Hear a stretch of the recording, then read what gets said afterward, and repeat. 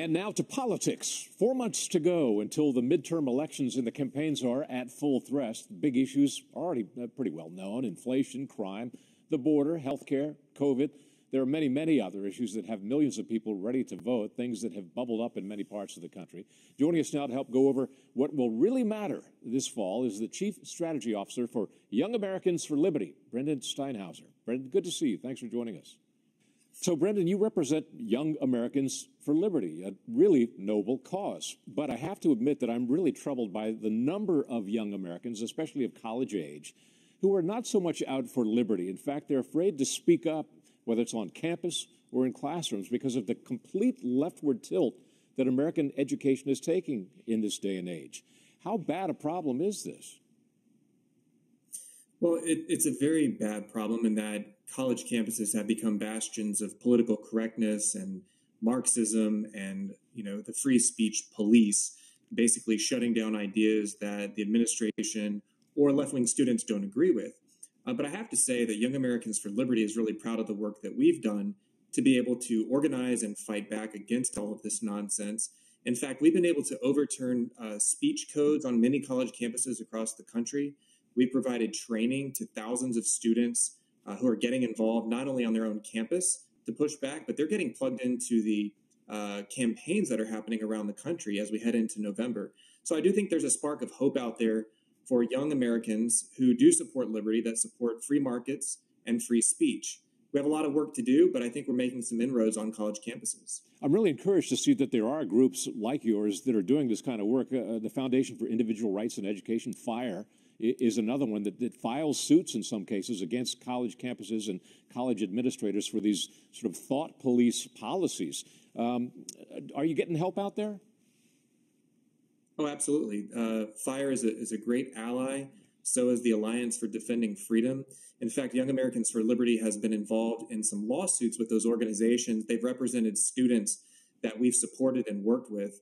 So we're really proud to have those allies, fight alongside us, or sometimes we fight alongside them to defend free speech, to protect the First Amendment for all Americans. Even those students who we may not agree with. We believe that we have to fight just as hard to protect their liberty to say what they want as to protect our own liberty.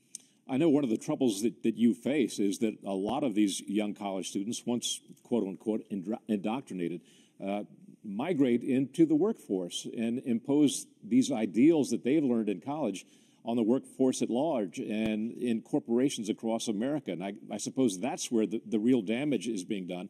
And that's where political campaigning really comes into the picture. Absolutely. We've seen the corporate takeover by woke leftists happening in the last few years. In particular, it's been stunning in the scale and the speed of it. It's something that is imposed on all of us across the country. There are countless examples we could provide of where that woke culture is being forced on Americans through corporate entities. And so, Young Americans for Liberty is working very hard to fight back. And we realize that politics is won or lost at the margins. And so what we're trying to do is to identify, educate, mobilize, and deploy college students from around the country who do believe in liberty to support candidates up and down the ballot as we head into the November election to make a big impact. One thing I will say, though, that gives me some hope this year and into the next couple of years is that if you look at President Biden's poll numbers among young people, say between the ages of 18 and 40, they're pretty atrocious. They're worse than they are across the board. They're worse than among older voters. So I do see some hope that at least young people in this country, while they may not all be supportive of pro-liberty policies, many of them are rejecting President Biden and his failed policies. What is it that drives the young people that you see, people that are attracted to your organization? What brings them to you? And is there a pattern, you might say, or a trend among them of courageousness, willing to step out from the herd to express their real thoughts?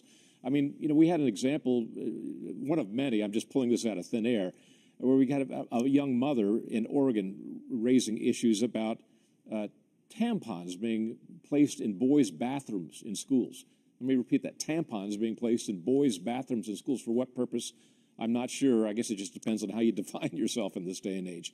But if you see that kind of thing, the impulse is naturally to say, well, this is wrong. It's absurd. But to speak up against that kind of thing is an entirely different matter. So what drives the people who come to you? Well, these folks have a lot of courage. They have a lot of personal courage and political courage to step up and say, hey, this is wrong and we need to correct it.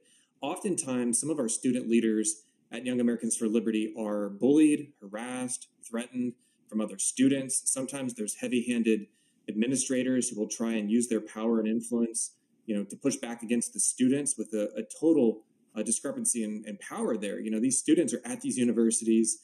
They are the consumers. They are the folks who are going to class. But sometimes these administrators, treat them like subjects instead of students who are paying tuition.